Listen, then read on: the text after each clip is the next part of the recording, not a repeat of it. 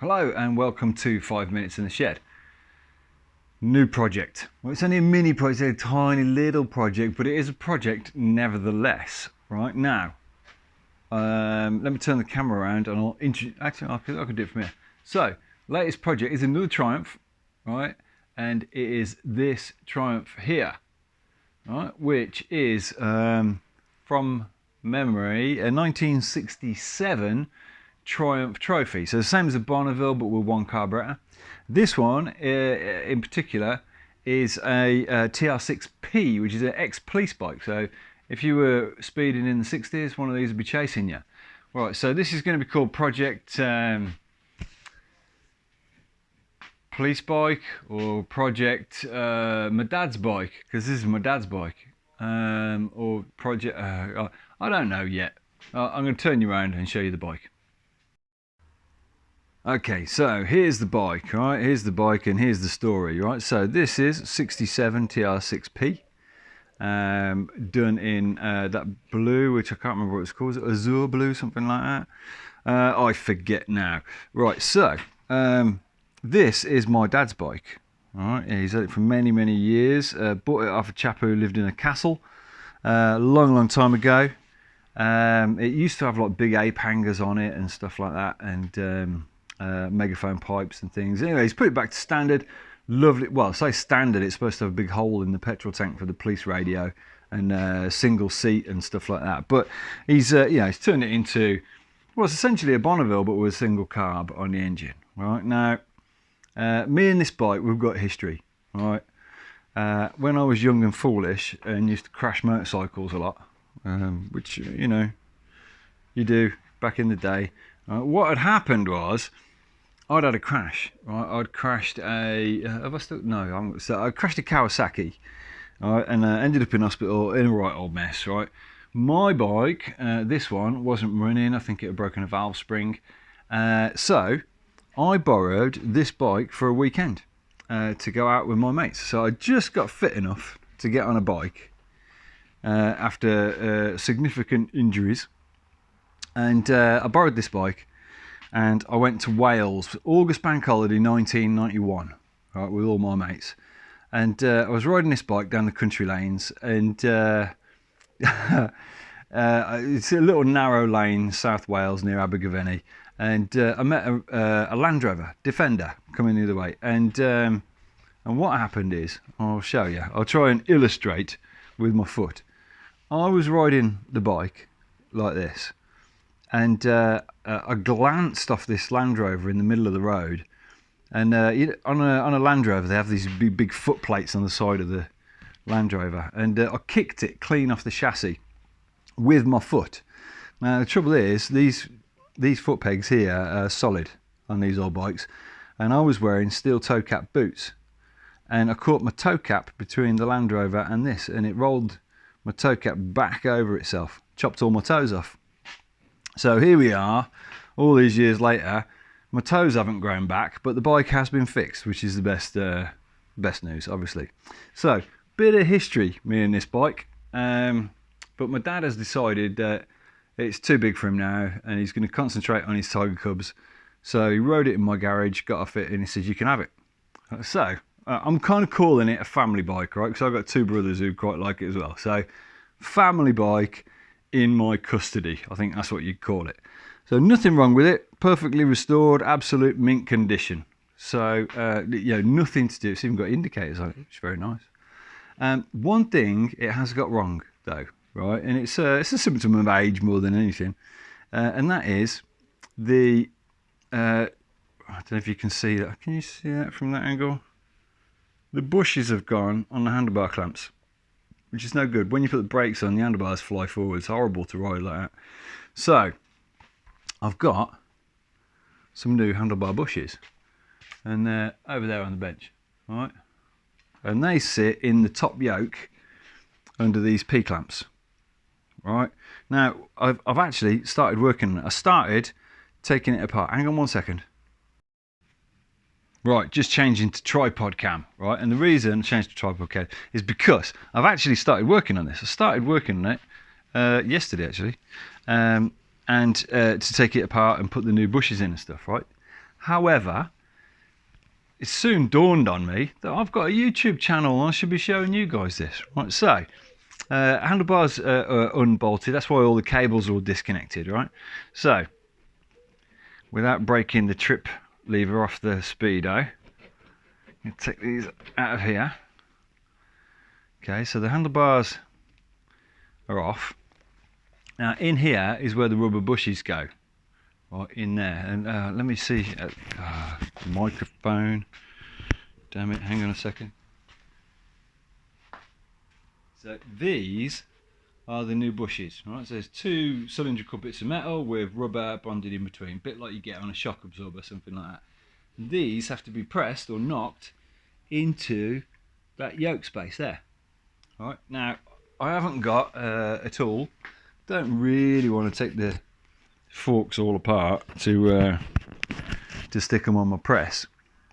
So I think what I'm going to do is I'm going to make a drift, and I'll drift these bad boys out. I'll take the clocks off first so I don't put any vibration through those because they work a treat. Triumph of working clocks is amazing. So I'm going to knock these out, put these new ones in, and hopefully it'll firm up the handlebars a bit and it'll feel a lot better to ride. That's my plan. So I need to get on the lathe, which is a bit sort of covered in a Thruxton at the moment.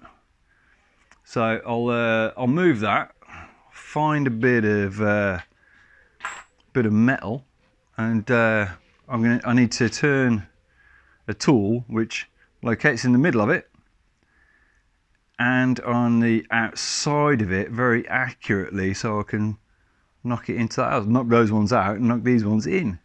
That's my plan. So I'm going to go and find a bit of metal, make a space so I can get to my lathe, and we'll see what we can do.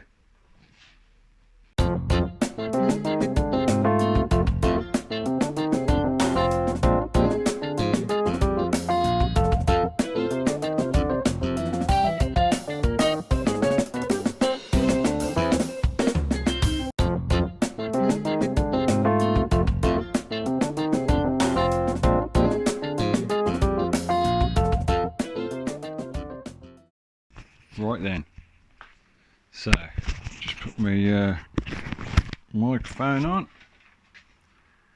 I tell you, it's like a furnace in here tonight, hot all day. There's my dog, look, trying to cool down in the doorway. Right, so back on the lathe. So what I've got, let's move this out of the way so you can see what I've done. Right, so I made this kind of like a mandrel drift tool. And the new bush slots on it a treat and slots up to the edge, which is extremely smaller than the outside diameter of that, so it'll go through. So we can use it to knock the old ones out and put the new ones in. Brill. Let's go over to the bike, see if that works.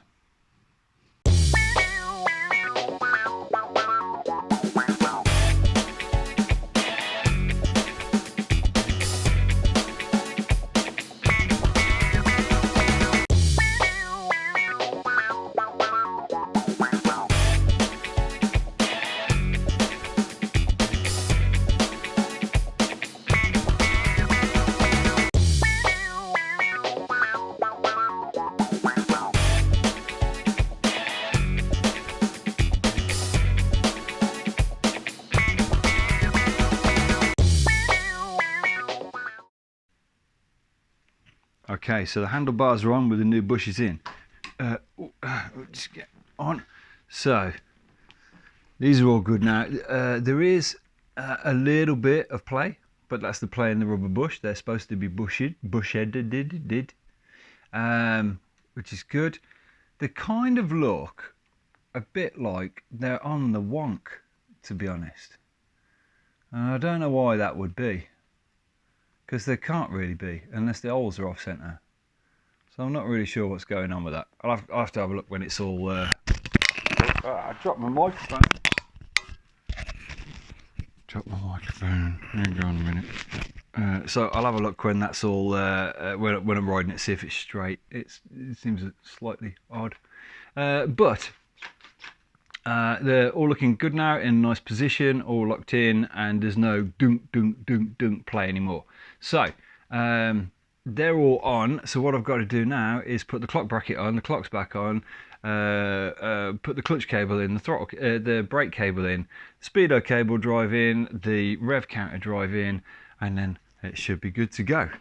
So cue the music.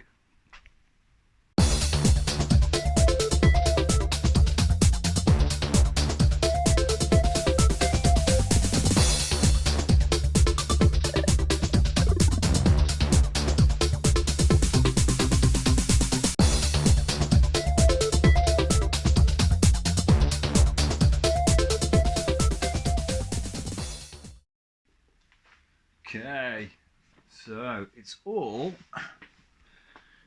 there, ready. I hope you can hear me because my microphone's all the way down here. Right, so yeah, all ready to go. Got brakes, clutch, clocks are in.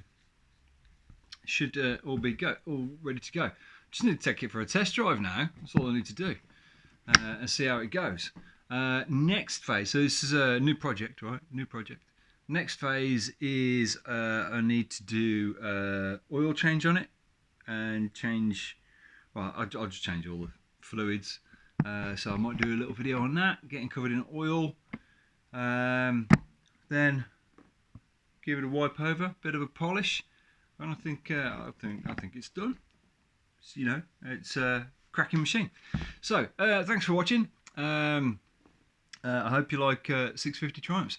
And the next video, the next video will be oil changes and stuff. For this video, a very good friend of mine lost his dad just very recently. So I'd like to dedicate this video to Chris Smith. Bit of a legend. You know, it's like with your mates' dads when you're kids riding bikes too fast. He was always the first person to give us all a bollocking for going too fast. Proper guy. Jeweler by trade, made my wedding ring and a lot of my friends' wedding rings as well. So we've all got something to remember him by. Top bloke. So I just like to dedicate the video to him. So thanks for watching, and I'll see you on the next one.